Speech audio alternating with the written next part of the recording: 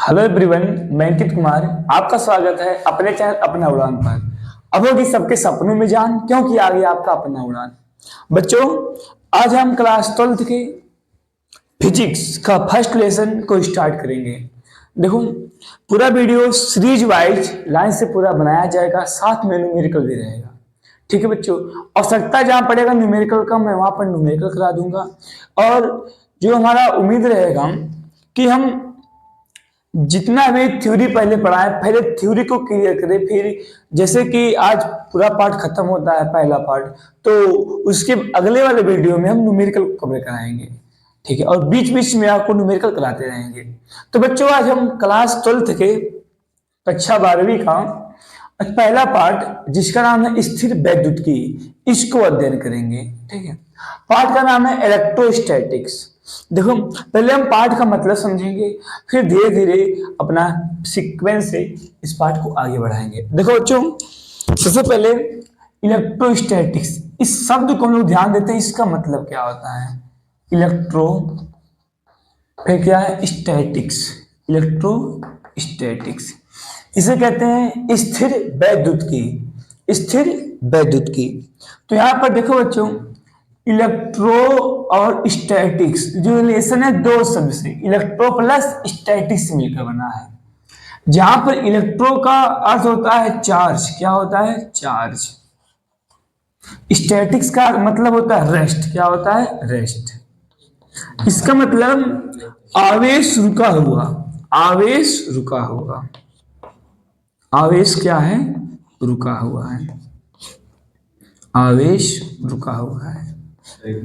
ठीक है, एक चीज जो पाठ के नाम से पता चलता है, यानी जो भी हम अध्ययन करेंगे इसमें आवेश को रुका हुआ मानकर अध्ययन करेंगे, आवेश गतिशील नहीं रहेगा।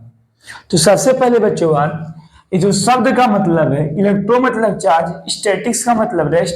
यहाँ पर चार्ज मतलब आवेश, रेस्ट मतलब रुका हुआ है। जितना भी हम अध्ययन करेंगे सब में हमारे पास जो चार्ज रहेगा, जो आवेश रहेगा, वो क्या रहेगा, रुका हुआ रहेगा। आवेश किसी प्रकार का गतिशील नहीं रहेगा। चलो, अब हम कुछ आवेश के जो भी कंसेप्ट है, इसके हम पहले इसके इतिहास को जानने का प्रयास करते हैं। ठीक है, कुछ जो इंपॉर्टेंट है कुछ आपको इससे बता दे रहा हूं नॉलेज के रूप में। ठीक है, देखो, तो सबसे पहले हम बात करते हैं आज से लगभग 2500 वर्ष पहले। कितना, आज से लगभग 2500 वर्ष पहले। ठीक है बच्चों, आज से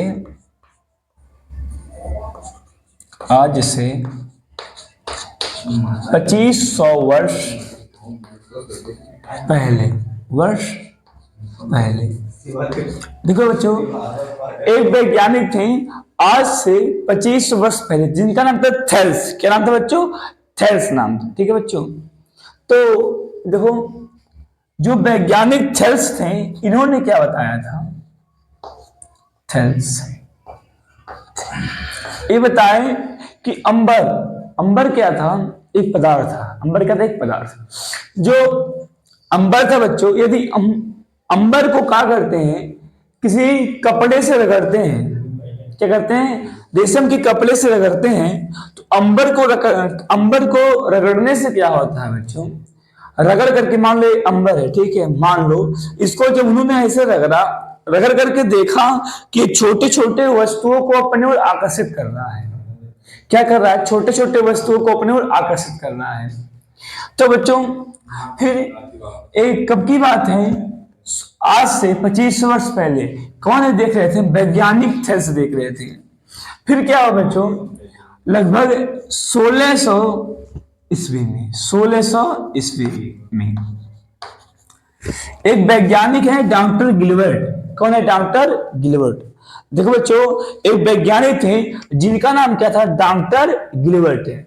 देखो, तो डॉक्टर गिलबर्ट ने क्या बताया, क्या नाम था, डॉक्टर गिलबर्ट। देखो, हो सकता है बच्चों यहाँ पर कि गिलबर्ट टेबल देख लो, सही लिखा गया है, क्योंकि अक्सर हमसे गलतियां होती है अक्षरों में लिखने में। सही है, ठीक है। तो बच्चों क्या था, जो डॉक्टर गिलबर्ट थे, इन्होंने देखा ये केवल अंबर के लिए नहीं सत्य है, ये केवल अंबर के लिए सत्य नहीं है। देखो वो जो वैज्ञानिक थेल्स थे वो क्या कहें, वो कहें अंबर जैसी वस्तु को हम लोग रेशम के कपड़े से रगड़ते हैं तो सभी छोटे छोटे वस्तुओं को अपनी ओर आकर्षित करता है। तो 1600 ईस्वी में वैज्ञानिक गिलबर्ट ने देखा अंबर नहीं और वस्तुओं के साथ होता है। अंबर हो गया, अम्बुज हो गया, चाहे कोई हमारे पास एक क्षण हो गया, उसको रगड़ते हैं। तो इन्होंने क्या देखा कि केवल अंबर के लिए नहीं सत्य है, और ऐसे बहुत वस्तु है जिसके लिए सत्य है कि रगड़ने के बाद क्या करता है, वो अन्य वस्तुओं को अपनी ओर आकर्षित करता है। ठीक है, तो एक कुछ आवेश के बारे में थोड़ा बहुत इतिहास था। फिर हम देखते हैं कैसे कैसे धीरे धीरे आवेश को आगे बढ़ाया गया, कैसे कैसे घटनाएं देखने के लिए मिलती हैं। तो सबसे पहले बच्चों यहाँ पर हम एक प्रैक्टिकल की सहायता से, जो छोटा सा उस समय का प्रैक्टिकल था, उसको देखते हैं, फिर कुछ आगे की बात देखते हैं। देखो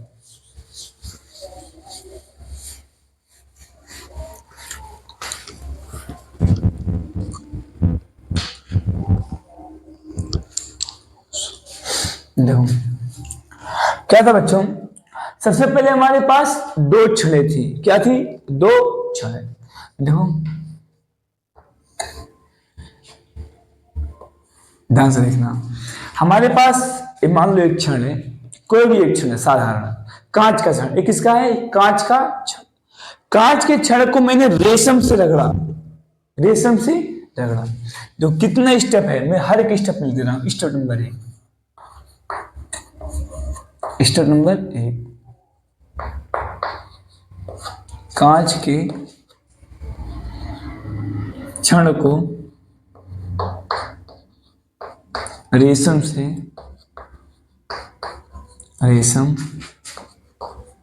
से रगड़कर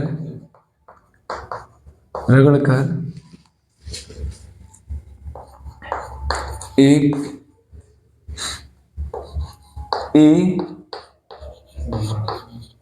दीवार के सिरे पर लटका दिया, सिरे पर लटकाया। ठीक है, देखो बच्चों, हमारे पास कोई एक कांच की छड़ थी, ये मान लो क्या है? दीवार ए। दीवार क्या है? ए। तो मैंने क्या किया, किसी एक धागे की सहायता से इसको रगड़ करके जो क्षण था, क्या था? जो क्षण था इसको रगड़ करके यहां पर ऐसे लटका दिया। ठीक है, फिर एक और क्षण लिया जिसका नाम था अबनूस। क्या नाम था? अबनूस। एक हो गया सर, अबनूस क्या होता है? बच्चों आबनूस क्या कहते हैं? आबनूस। देखो बच्चों, आबनूस एक पेड़ है। आबनूस क्या है? एक पेड़ है। ठीक है, तो जो आबनूस होता है बच्चों, ये बहुत ही काला कलर, जिसकी लकड़ी होती है बहुत काली कलर की लकड़ी होती है।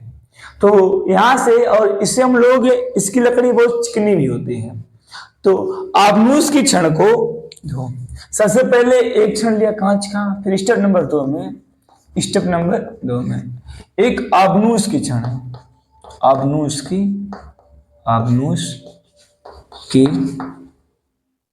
क्षण को बिल्ली के खाल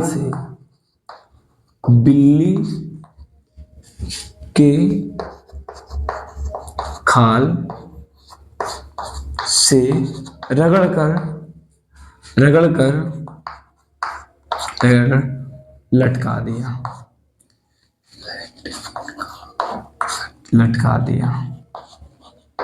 ठीक है, तो दूसरे स्टेप में क्या है बच्चों, जो हमारे पास क्षण है, मान लो बी। ये क्या है?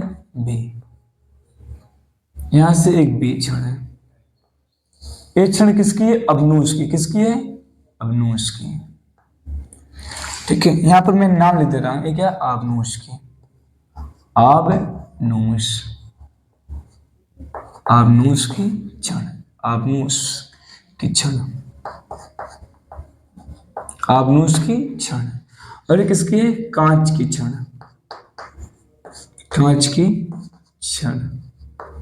देखो फिर समझो, एक हमारे पास कांच का छड़ है जिसको रेशम के कपड़े से रगड़ करके सिरा जो दीवार था इस पे लटका दिया। फिर एक छड़ है किसका, आबनूस, जिसको हम लोग क्या कहें, बिल्ली के खाल से लगा, बिल्ली के खाल से रगड़ दिया। बिल्ली से खाल से रगड़ने के बाद दीवार बी पर लटकाया। तो प्रत्येक दिशा में अब क्या होगा, अब कोई एक हम तीसरा क्षण लाएंगे। क्या करेंगे, कोई एक तीसरा क्षण लाएंगे। तो उसके बाद देखते हैं कि फिर क्या होता है। देखो, फिर कोई एक मैंने तीसरा क्षण लाया जो रेशम से रगड़ के लाया था। कोई एक तीसरा क्षण था जो उदासीन ही मान सकते हो। तो लेकिन मैं क्या किया, एक क्षण लाया जो क्या किया गया था, उदासीन नहीं लाया इस बार, ठीक है, जो मैंने रगड़ के लाया रेशम के क्षण से। तो क्या हुआ बच्चों, मान लो कोई मैं क्षण परीक्षण क्षण लाया यहां पर, जब इसको इसके पास क्षण को लाया, कोई तीसरा क्षण, कोई तीसरा क्षण, पहले exam step number 3। Step number 3 में क्या है बच्चों, स्टेप नंबर 3, कोई अन्य क्षण, अन्य क्षण रेशम से रगड़ कर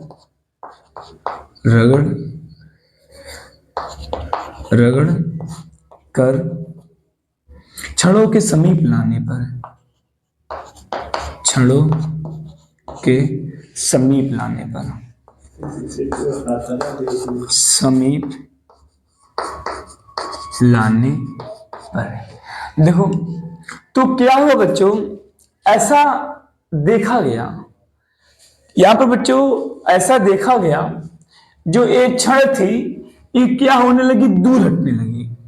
जो एक क्षण था बच्चों, जो रेशम का क्षण था, क्या था, रेशम से रगड़ा हुआ जो क्षण था, एक क्या हुआ बच्चों, कुछ दूर हट गया। जैसे एक क्षण यहां पर आया था, देखो ये हम लोग क्षण लेकर के आ रहे थे, आए तो जो पहले वाला क्षण था एक क्या हो गया, कुछ ऐसे दूर हट गया। क्या हो गया, ऐसे दूर हट गया इससे, ठीक बच्चों, इस प्रकार से कुछ कंडीशन होगा।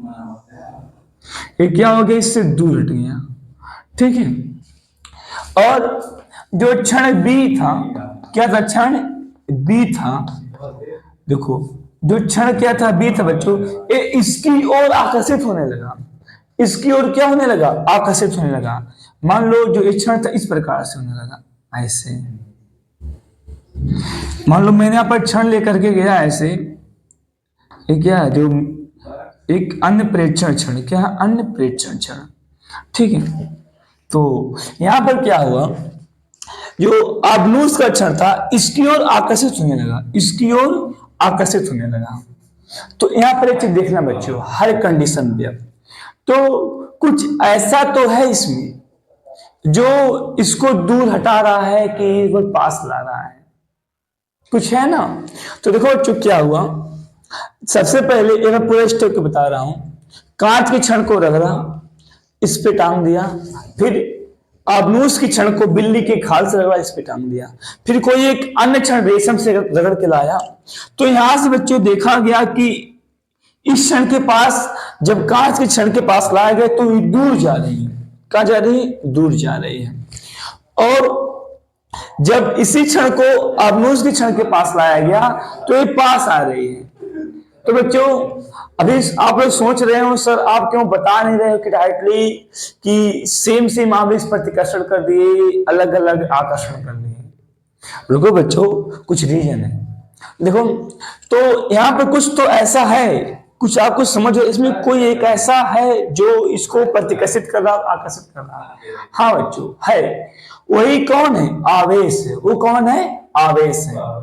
तो एक वैज्ञानिक थे फ्रैंकलिन, वैज्ञानिक फ्रैंकलिन ने क्या कहा, देखो वैज्ञानिक फ्रैंकलिन लगभग ये इनकी जो डेट थी बच्चों, बताने कब बताए थे, 1750 में। कौन थे, बेंजामिन फ्रैंकलिन। कौन थे, बेंजामिन फ्रैंकलिन, बेंजामिन।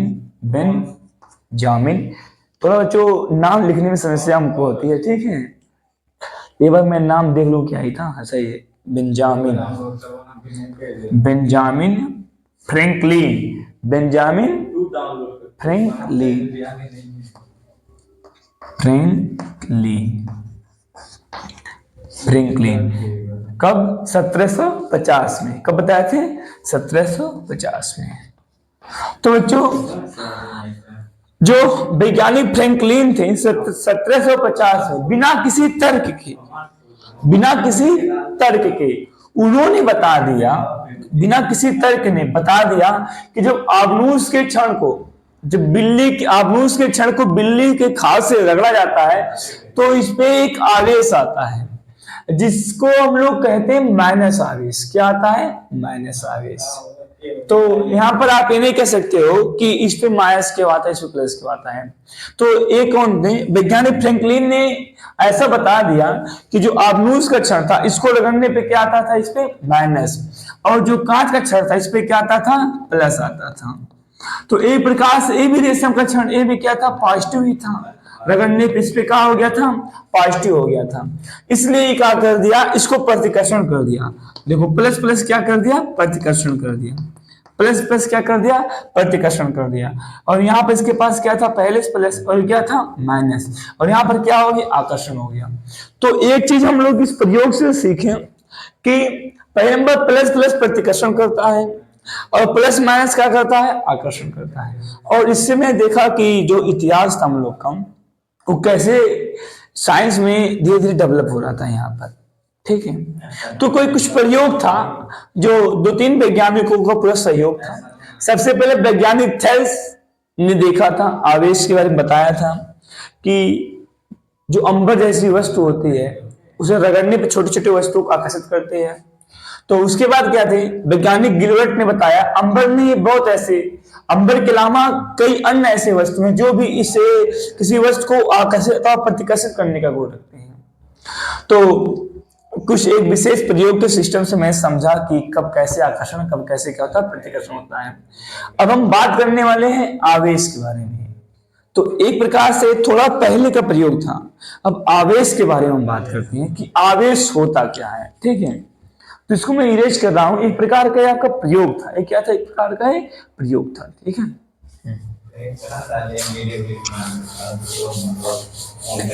देखो अच्छा,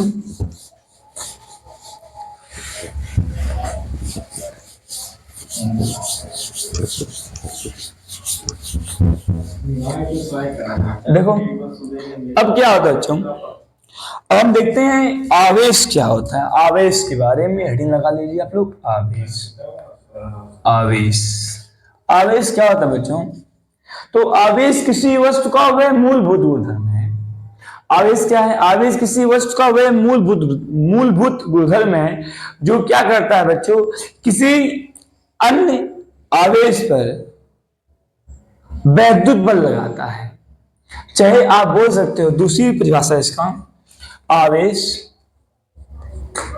आवेश, आवेश किसी, आवेश किसी वस्तु, किसी वस्तु का वह मूलभूत गुणधर्म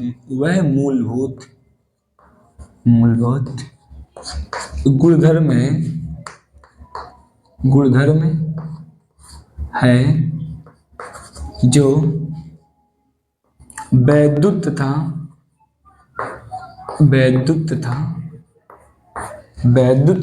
चुंबकीय क्षेत्र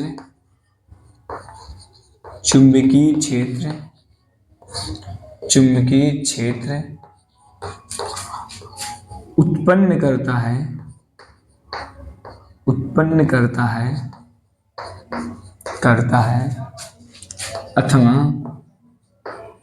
अथवा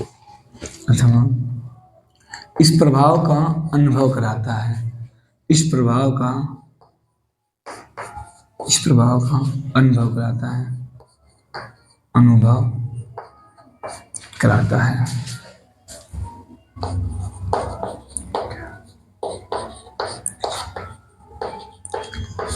देखो बच्चों, आवेश समझते हैं। आवेश क्या होता है?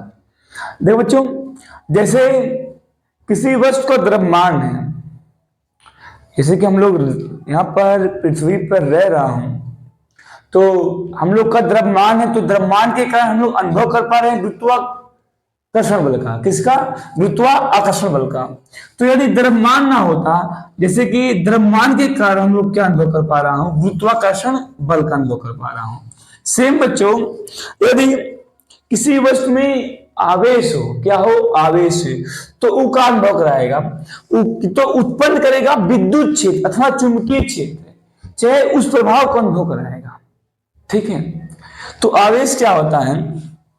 आवेश किसी वस्तु का मूलभूत गुण है। तो यहाँ पर मूलभूत शब्द पर ध्यान देना। मूलभूत का मतलब क्या होता है? मूलभूत का मतलब होता है जो वस्तु में पहले से हो। जैसे कि आप बाइक खरीद के लेकर के आए, आपके बाइक में डिग्गी मान लो नहीं था, डिग्गी नहीं था, और बहुत चीज ऐसा था कि केवल आपके बाइक में शीशा था और जो सिंपल चीज जो देता है वो था। तो लेकिन आपने बाइक लेकर के आया तो रबर लगाया, ग्रिप लगवाया, डिग्गी लगाया, थोड़ा और फैशन के लिए, और अपने बाइक को मॉडिफाई कराया। तो जो शोरूम को लगाने के बाद आप लोग अलग से लगाए, उसके लिए वो मूलभूत नहीं है। जो पहले से था वो क्या है? मूलभूत। वो क्या है? मूलभूत। तो आवेश किसी वस्तु का मूलभूत गुण में कहोगे सर, इसका मतलब आवेश सारी वस्तु में? हाँ बच्चों, है। आवेश सारी वस्तु में है।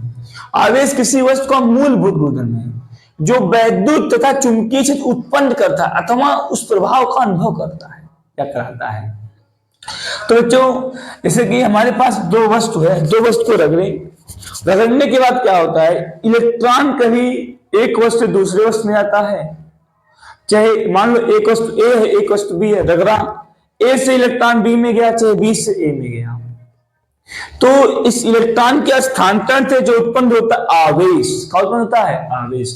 तो आप आवेश बता लोगे आवेश क्या होता है? आवेश किसी वस्तु का मूलभूत गुणधर्म है जो क्या करता है? वैद्युत तथा चुंबकीय क्षेत्र उत्पन्न करता है अथवा इस प्रभाव का अनुभव कराता है। क्या कहलाता है? आवेश कहलाता है।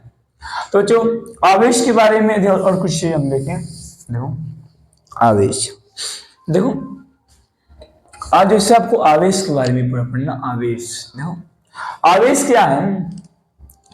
आवेश के लिए कुछ मात्रक के लिए बात करें। आवेश का मात्रक क्या होता है? जैसे कि आप क्लास 10 में पढ़े होंगे Q बराबर का IT। Q बराबर क्या होता है? IT। जहां पर Q क्या है? आवेश। क्या है? आवेश है। I क्या है? विद्युत धारा। I क्या है? विद्युत धारा। और T क्या है? समय। T क्या है? समय। तो इस हिसाब से हम देखें हमारे आवेश का मात्रक, तो आवेश का मात्रक बच्चों कह सकते हैं I का विद्युत धारा का, एम्पियर और सेकंड। क्या? Ampere second. सही है, एम्पियर सेकंड। आवेश का मात्रक क्या? Ampere second. लेकिन बच्चों जो फेमस मात्रक है इसका आप लोग कूलाम, क्या कहोगे? कूलाम कहोगे।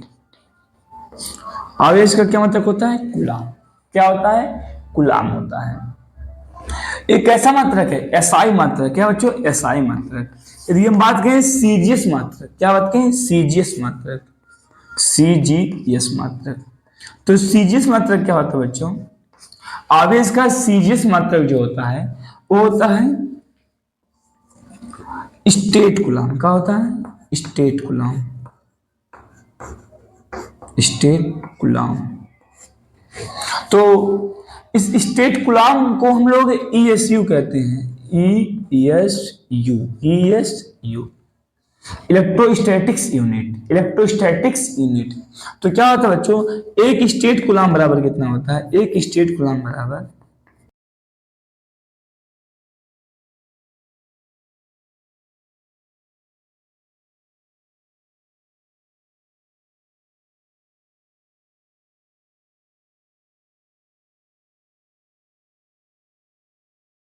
ठीक। ये क्या होता है? एक स्टेट कूलाम। ये क्या होता है? एक स्टेट कूलाम, जिसे हम लोग ESU कहते हैं, इलेक्ट्रोस्टैटिक्स यूनिट। ठीक बच्चों, तो और देखते हैं आवेश के बारे में जानकारी। तो जो आवेश की जो प्रकृति होती है दो प्रकार की होती है। आवेश की जो प्रकृति है बच्चों दो प्रकार के हैं।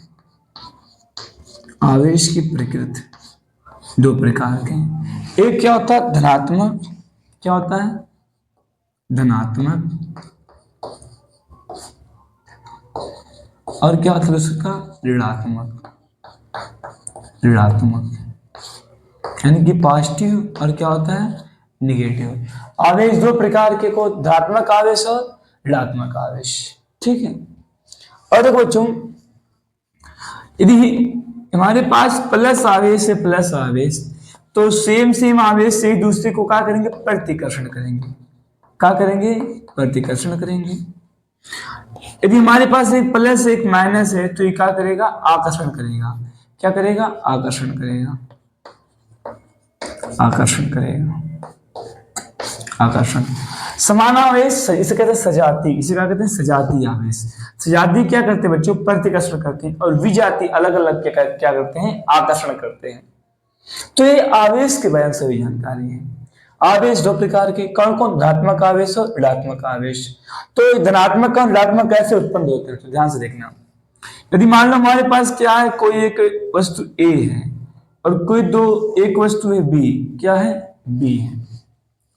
जब मान लो इसको हम लोग रगड़ते हैं, क्या करते हैं, रगड़ते हैं। रगड़ने से मान लो इलेक्ट्रॉन जो है निकल करके ए से बी में गया, इलेक्ट्रॉन निकल करके ए से बी में गया। ध्यान देना, ए से कहां पर गया, बी में गया। तो देखो एक प्रकार मानने के लिए मैं कह रहा हूं, मान लो ए के पास 10 इलेक्ट्रॉन थी और बी के पास भी कितना थे, 10 इलेक्ट्रॉन। दोनों पे इलेक्ट्रॉनों की संख्या बराबर थी।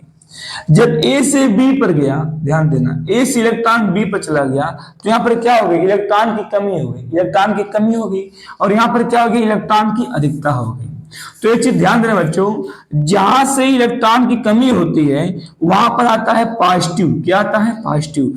यहां पर ही क्या हो जाएगा, प्लस हो जाएगा। और जहां पर इलेक्ट्रॉन की अधिकता होती है क्या हो जाता है, निगेटिव हो जाती है। देखो इलेक्ट्रॉन को त्याग करने से कोई चीज धनात्मक बनता है, इलेक्ट्रॉन को ग्रहण करने से क्या होता है, कोई चीज ऋणात्मक बनता है। जैसे क्या पास सोडियम है, क्या बच्चों, सोडियम यदि क्या करेगा, यदि एक इलेक्ट्रॉन का त्याग करेगा तो क्या होगा, Na प्लस होगा। क्या होगा, Na प्लस होगा। सोडियम एक इलेक्ट्रॉन का त्याग किया तो क्या हो गया, Na प्लस हो गया। इसी प्रकार से जो क्लोरीन Cl, यदि एक क्या करेगा, एक इलेक्ट्रॉन का ग्रहण कर लेगा तो ये क्या हो जाएगा बच्चों, Cl हो जाएगा, क्लोरीन। ठीक है, तो इलेक्ट्रॉन के त्याग करने से क्या होता है बच्चों, पॉजिटिव बनता है। इलेक्ट्रॉन को ग्रहण करने से क्या होता है, निगेटिव बनता है। चलो इसको इरेज कर, और देखो कुछ बातें और बता दो, ध्यान से देखना। देखो तो यहां पर हमने देखा इलेक्ट्रॉन के त्याग से पॉजिटिव, इलेक्ट्रॉन के ग्रहण से क्या बन गया, निगेटिव। देखो हमारे पास कुछ स्पेशल केस दिखा रहा, तुम लोग थोड़ा ध्यान से देखना इस चीज को। ठीक है, इसको मैं इरेज कर रहा हूं इतना।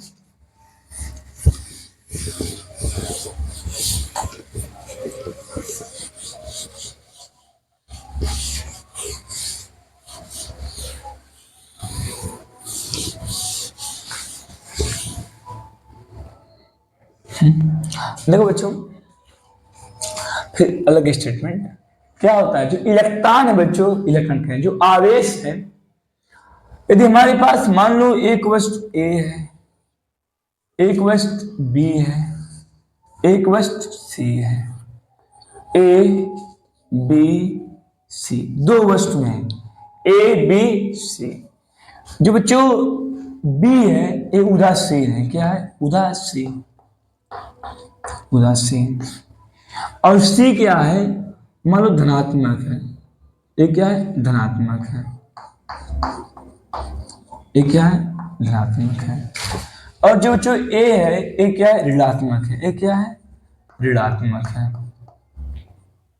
तीन वस्तु है ए बी सी, एक धनात्मक है, एक उदासीन है, ऋणात्मक। पहले समझो, देखो उदासीन का मतलब क्या होता है, इलेक्ट्रॉन प्रोटॉन दोनों बराबर होते हैं। इलेक्ट्रॉन प्रोटॉन क्या होते हैं, दोनों बराबर होते हैं। तो इसको मैं आपको समझाना चाहूं, ध्यान से देखना।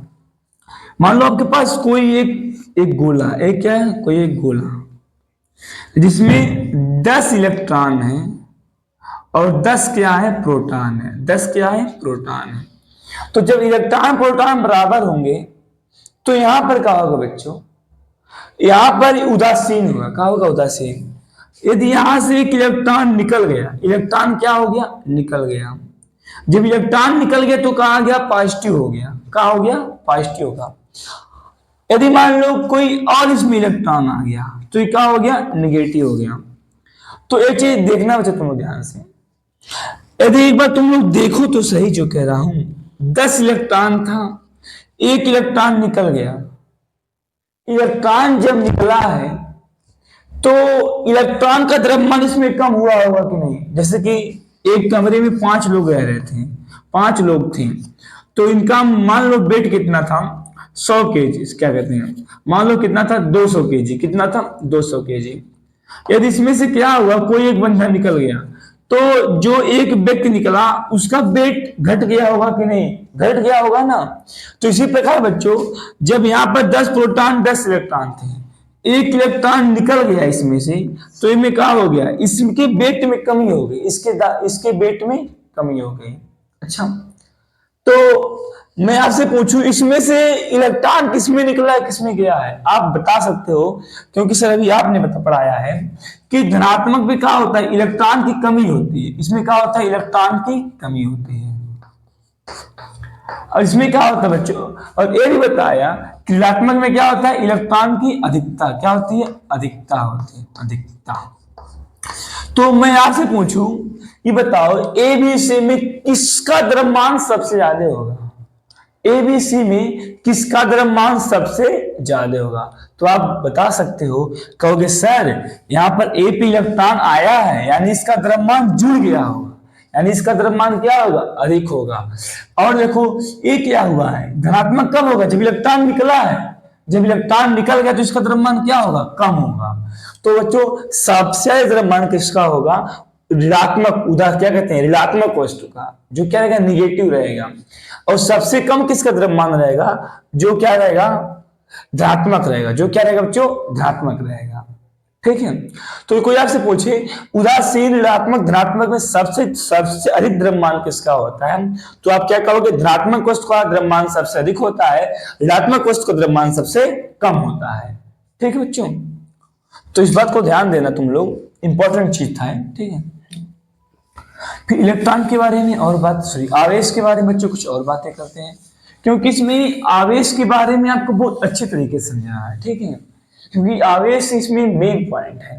देखो जो आवेश है बच्चों, आवेश ये क्या करता है, यदि आपके पास कोई प्लस आवेश है, क्या है, कोई प्लस आवेश है, अभी अब मैंने आपको बताया कि विद्युत क्षेत्र उत्पन्न करता है, तो प्लस आवेश विद्युत क्षेत्र इस प्रकार उत्पन्न करता है, प्लस आवेश कि उससे दूर जाता है, क्या होता है, उससे दूर जाता है। प्लस आवेश क्या करता है, विद्युत क्षेत्र इस प्रकार उत्पन्न करता है कि आवेश से दूर जाता है। और बच्चों क्या होता है, जो माइनस आवेश होता है, माइनस आवेश ये विद्युत क्षेत्र इस प्रकार उत्पन्न करता है कि विद्युत क्षेत्र इसकी ओर आता है, इसकी ओर आता है। तो देखना, प्लस से इससे दूर अनंत की ओर, माइनस से इसकी ओर, इसकी ओर, अनंत से इसकी ओर, अनंत से इसकी ओर। ध्यान देना, प्लस आवेश से क्या होता है, विद्युत क्षेत्र दूर जाता है, माइनस से क्या होता है, इसकी ओर आता है। ठीक है, और कुछ चीजें, तो बच्चों तो जो आवेश है बच्चों, आवेश ये ऊर्जा संरक्षण के नियम का पालना करता है। क्या करता है बच्चों, आवेश जो है ऊर्जा संरक्षण के नियम का पालना करता है। ये कैसे करता है, देखो मान लो आपके पास एक इलेक्ट्रॉन है और दूसरा क्या है, पॉजिट्रॉन। क्या है, पॉजिट्रॉन। देखो यहां पर लिख दे रहा हूं, इलेक्ट्रॉन और पॉजिट्रॉन, इलेक्ट्रॉन और यहां पर कितने हैं, पॉजिट्रॉन।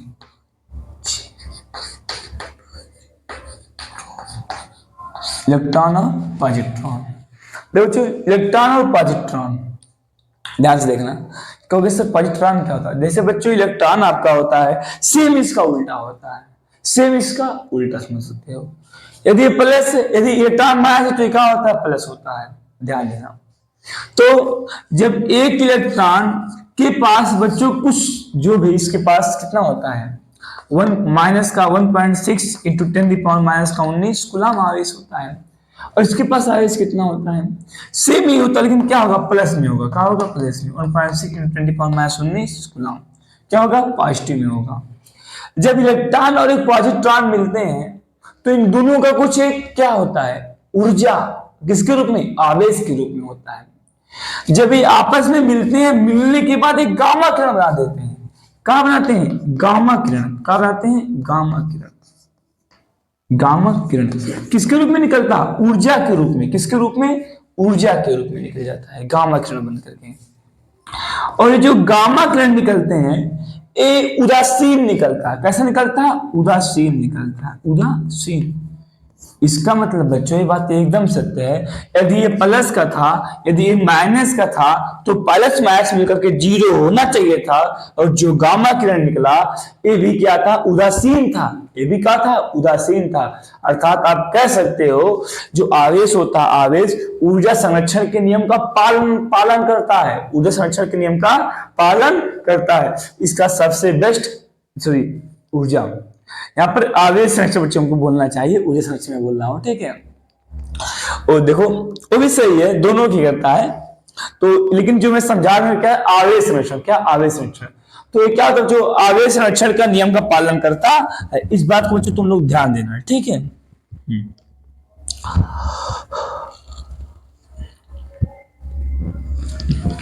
ठीक बच्चों, तो यहां पर जैसे आवेश क्या था, यहाँ पर प्लस था, यहाँ पर माइनस, मिलकर जीरो होना चाहिए था।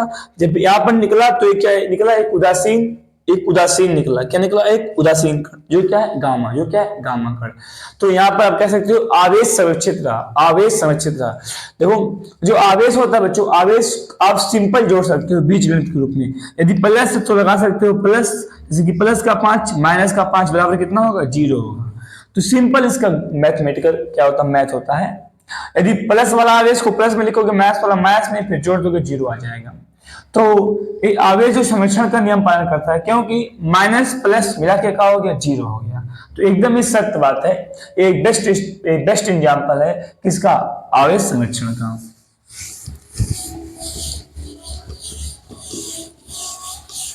देखो तो हमने आवेश के बारे में बहुत पॉइंट देखा, अभी कुछ और पॉइंट देखेंगे।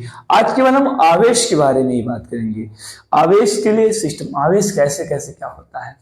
देखो फिर और यदि हम आवेश के बारे में कुछ बात करें, देखो यदि हम दो आवेश, जैसे कि हमारे पास एक प्लस आवेश है और दूसरा भी क्या है, एक प्लस आवेश है, इन दोनों को एक पास लेकर के आएंगे। कहाँ लाएंगे, एक पास लाएंगे। देखो मान लो कोई इधर से भागता हुआ रहा, कोई इधर से भागता हुआ रहा है, और दोनों ही आपस में एक दूसरे से बल लगाएंगे, तो क्या होगा, क्या ये तेज भागेंगे, नहीं भागेंगे।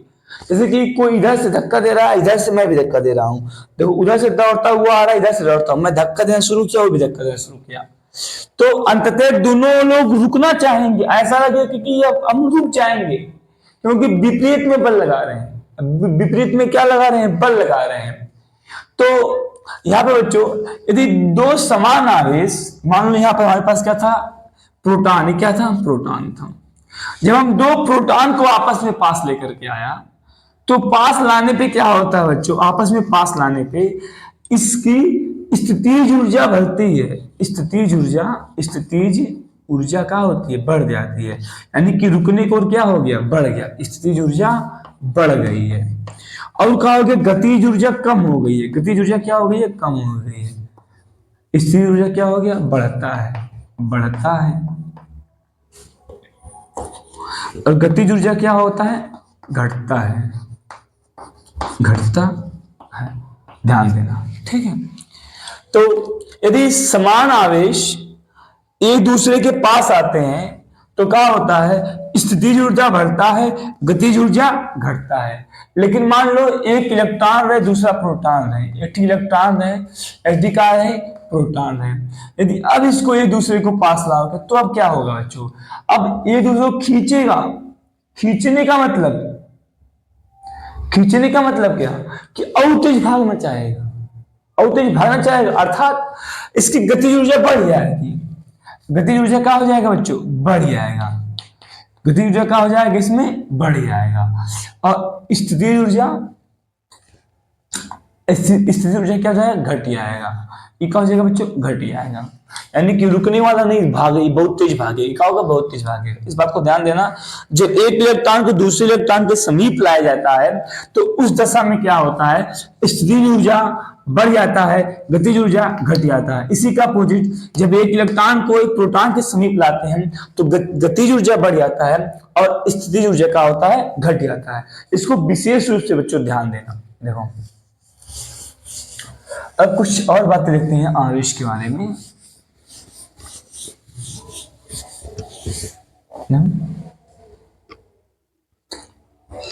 देखो बच्चों, यदि मान लो हमारे पास कोई एक वस्तु है जो आवेशित है, क्या है, आवेशित, मान लो उस पर प्लस चार्ज है, क्या है, प्लस चार्ज।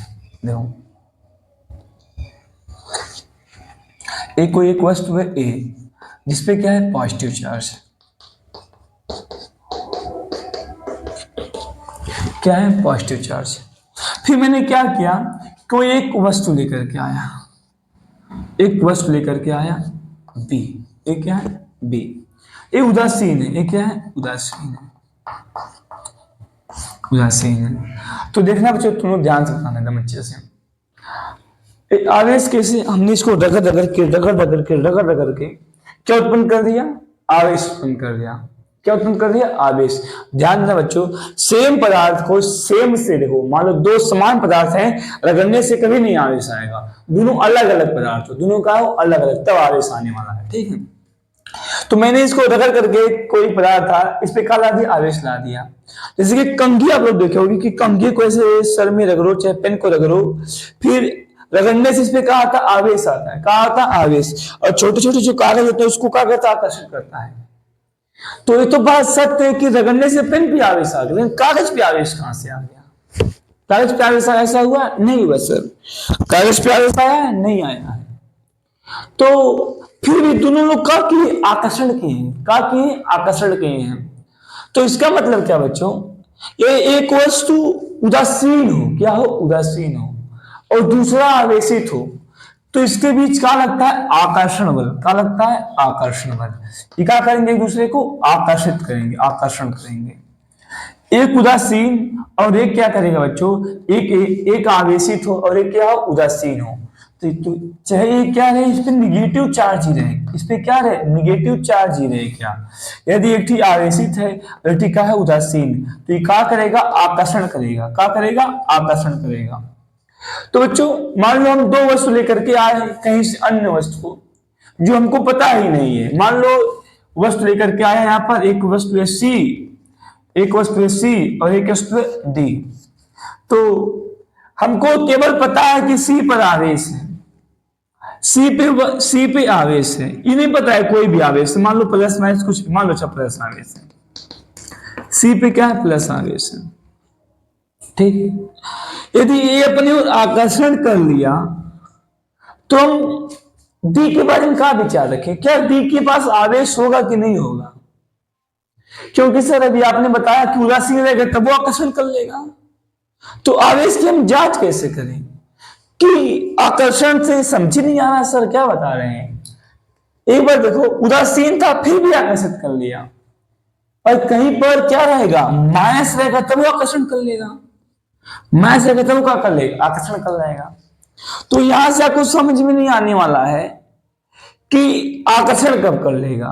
आवेश को हम कैसे पहचाने कि दोनों पे आवेश है, क्योंकि बच्चों यदि आकर्षण जब करता है बच्चों तो उसके लिए ये आवश्यक ही नहीं है कि दोनों पे आवेश हो, एक ही उदासीन है एक ही आवेशित रहे, तब आकर्षण हो सकता है। तो इसीलिए बच्चों आवेश की वास्तविकता जांच करने के लिए हम आकर्षण का इस्तेमाल नहीं करते हैं। आवेश की वास्तविकता जांच क्या होती है, प्रतिकर्षण से। क्या होती है, प्रतिकर्षण से, प्रतिकर्षण से। यदि आपको चेक करना है सच्चाई से कि दोनों वस्तु पे आवेश है, यदि उस पर प्रतिकर्षण होगा तब हाँ आप बता सकते हो कि दोनों वस्तु पे आवेश है। ये नहीं बता सकते हो आकर्षण से कि उस पर दोनों वस्तु पे आवेश है। क्यों, क्योंकि माइनस प्लस रहेगा तब वो आकर्षण कर लेगा, एच उदासीन रहेगा, टी आवेशित रहेगा तब वो आकर्षण कर लेगा। इसलिए बच्चों आवेश की वास्तविकता जांच करने के लिए हम लोग हमेशा इस्तेमाल करते हैं प्रतिकर्षण का और न ही आकर्षण का। तो आवेश की कोई दो वस्तु आवेशित होने की जांच करने के लिए हम लोग किसका इस्तेमाल करेंगे बच्चों? हमेशा इस्तेमाल करेंगे किसका? प्रतिकर्षण का।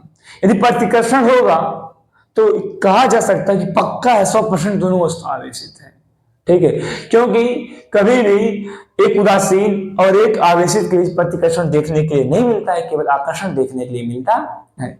तो कोई पूछे आवेश की वास्तविकता जांच क्या है, तो आप क्या कहोगे? प्रतिकर्षण। आकर्षण वास्तविकता जांच नहीं है। तो उम्मीद है बच्चों इतना कुछ समझ आ गया होगा। ठीक है,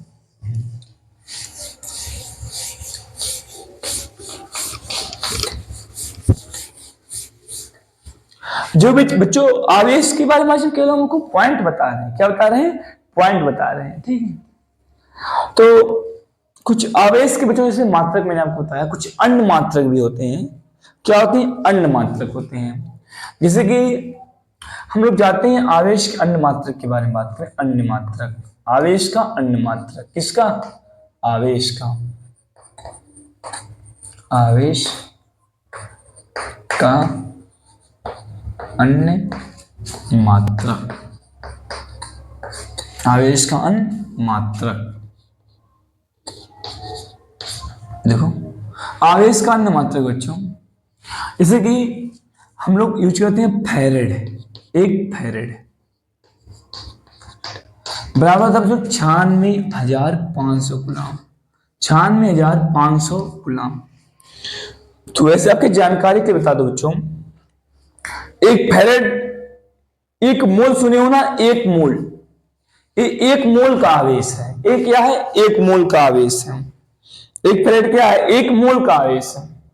ठीक है, इसी को हम लोग एक मोल का आवेश भी कहते हैं। एक मोल का आवेश, जैसे कि मान लो हमारे पास एक मोल, जानते हो क्या होता है ना? एक मोल अवगाद्रो की संख्या, अवगाद्रो की संख्या होती है। तो एक फैरेड क्या है बच्चों? एक फैरेड कितना? 96,500 गुलाम। वास्तव में क्या है? एक मोल का आवेश है। क्या है? एक मोल का आवेश। आप चेक कर सकते हो बच्चों, जैसे कि मान लो हमारे पास एक इलेक्ट्रॉन है, एक कण है, एक इलेक्ट्रॉन, तो उस पर कितना? 1.6 10 के पावर माइनस का 19 गुलाम। फिर इसी प्रकार हमको निकालना एक मोल के लिए, एक मोल में क्या कर? 6.02 10 के पावर कितना? 23 कण। जब लगभग सबका गुणा करोगे बच्चों, लगभग यही राशि आएगा 96,500 गुलाम। ठीक है, एक प्रकार का एक मोल कण होता है। क्या होता है? एक मोल कण का आवेश होता है। ठीक है, एक मोल कण का आवेश होता है। तो फैरेड। और बच्चों इस सब गुलाम बहुत बड़ा मात्रक है। क्या है? गुलाम बहुत बड़ा मात्रक है। तो हम छोटा मात्रक कुछ देखते हैं। छोटा मात्रक जैसे कि क्या हो गया, हम लोग छोटे मात्रक के तौर पे कह सकते हैं एक माइक्रोकुलाम। एक माइक्रोकुलाम बराबर कितना? 10 के पावर माइनस का 6 गुलाम। 10 के पावर माइनस का 6 गुलाम। एक नैनोकुलाम, एक नैनोकुलाम बराबर 10 के पावर कितना? माइनस का 9 गुलाम। फिर एक पीकोकुलाम, एक पीकोकुलाम बराबर 10 के पावर माइनस का 12 गुलाम। ठीक है, और ये सब बच्चों इंपॉर्टेंट है, क्योंकि न्यूमेरिकल लगाते समय सब वैल्यू आपको याद करना पड़ेगा। क्योंकि ऐसे दे देगा कि माइक्रो कुलाम में तो आपको कुलाम में बदलने के लिए इससे गुणा करना पड़ेगा, नैनो कुलाम में तो इससे गुणा करना पड़ेगा, पीको कुलाम तो 10 के पावर माइनस 12 से गुणा करना पड़ेगा। तो ये सब क्या था बच्चों? कुछ आवेश के छोटे छोटे मात्रक थे। तो कोई पूछे आवेश का सबसे बड़ा मात्रक, तो आप बता सकते हो फैरेड। क्या है? फैरेड। ठीक है, तो आवेश को समझने के लिए बच्चों और कुछ चीज हम लोग देखते हैं। आवेश बच्चों, आवेश का क्वांटमीकरण आप सुने होंगे। आवेश का क्वांटमीकरण एक क्या होता है बच्चों? आवेश का क्वांटमीकरण, क्योंकि आज हम आवेश के बारे में बात करेंगे। आवेश क्या होता है ना, इसीलिए आवेश का क्वांटमीकरण। आवेश का क्वांटमीकरण।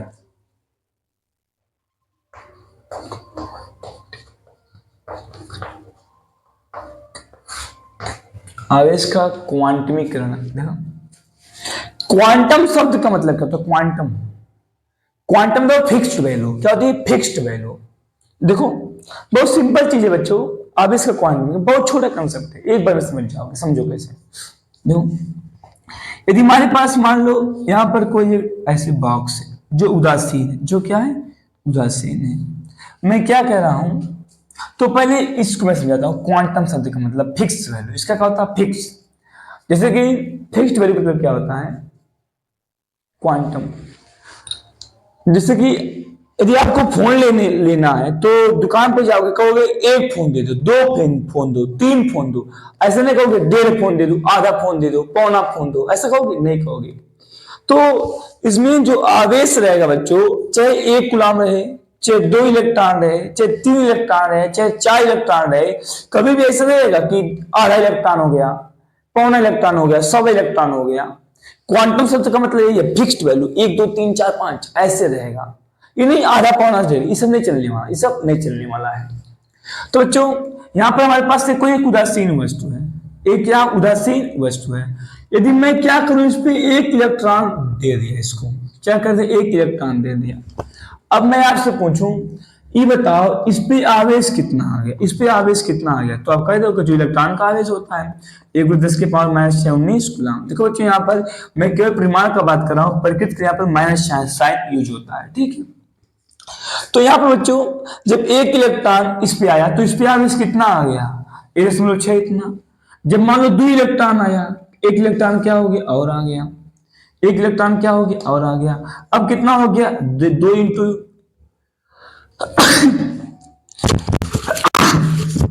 अब क्या हो गया बच्चों, इस पे इस डिब्बे पे कितना हो गया? 2 इलेक्ट्रॉन के आवेश के बराबर हो गया। 2 × 10⁻⁻�19 को मान लो एक और आ गया, तो क्या हो गया? 3 इलेक्ट्रॉन का आवेश। इस पे आवेश कितना हो गया? देखो पहले आवेश कितना था? इतना था, फिर इतना। अब 3 × 10 के 3 × 1.6 × 10⁻⁻⁻19 कूलम। तो बच्चों इसी प्रकार मान लो n इलेक्ट्रॉन आ गए, तो एक के लिए एक इलेक्ट्रॉन से गुणा, n के लिए n इलेक्ट्रॉन से गुणा। तो यहां से क्या हो जाएगा बच्चों? Q बराबर, मान लो n इलेक्ट्रॉन, कितना इलेक्ट्रॉन आ गए? n इलेक्ट्रॉन आ गए। और n इलेक्ट्रॉन का आवेश 1.6 10⁻⁻⁻19 कूलम। इसी को हम लिखते हैं E से। किससे लिखते हैं? E से। तो Q बराबर क्या हो गया? Ne। क्या हो गया? Ne। यहाँ पर हम लोग प्लस माइनस सिंबल का यूज कर रहे हैं, plus minus symbol. Plus minus ये बताता है बच्चों, इलेक्ट्रॉन को आप ला भी सकते हो, इलेक्ट्रॉन को निकाल भी सकते हो। जिस प्रकार से आप लाए हो तो इस पे क्या हो गया? निगेटिव हुआ है। एक इलेक्ट्रॉन का दिखता हो, 2 इलेक्ट्रॉन का दिखता हो, 3 इलेक्ट्रॉन का दिखता हो, इसमें आप माइनस चिन्ह का इस्तेमाल कर सकते हो। या यदि क्या करते बच्चों आप लोग, इसी प्रकार से इलेक्ट्रॉन निकालोगे तो एक इलेक्ट्रॉन की कमी से क्या होगा? तब वो तो आवेश आएगा। इलेक्ट्रॉन की कमी से क्या आएगा? धनात्मक आवेश। क्या आएगा? धनात्मक आवेश आएगा। तो इसीलिए यहाँ पर सिंबल प्लस माइनस का होता है। हाँ, इलेक्ट्रॉन को ला भी सकते हो, लेकर के जा भी सकते हो। तो ये जो सिस्टम, इसी को कहते हैं इलेक्ट्रॉन का क्वांटमीकरण।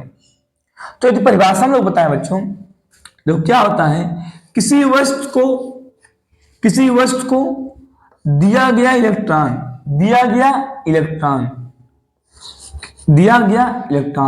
उस वस्तु पे उत्पन्न आवेश का पूर्ण गुणज होता है।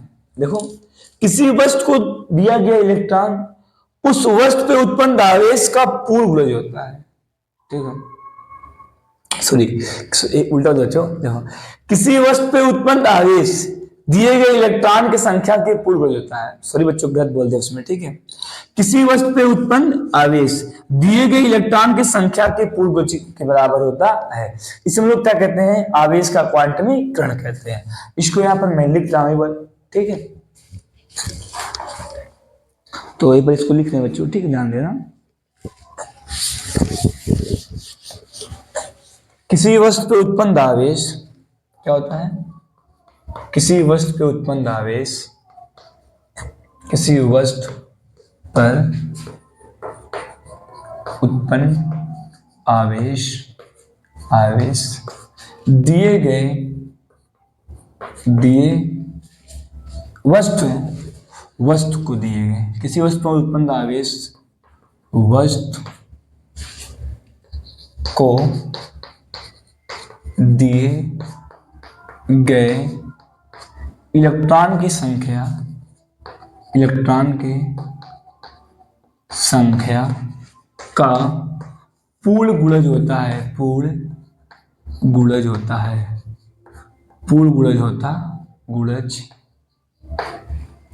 होता है।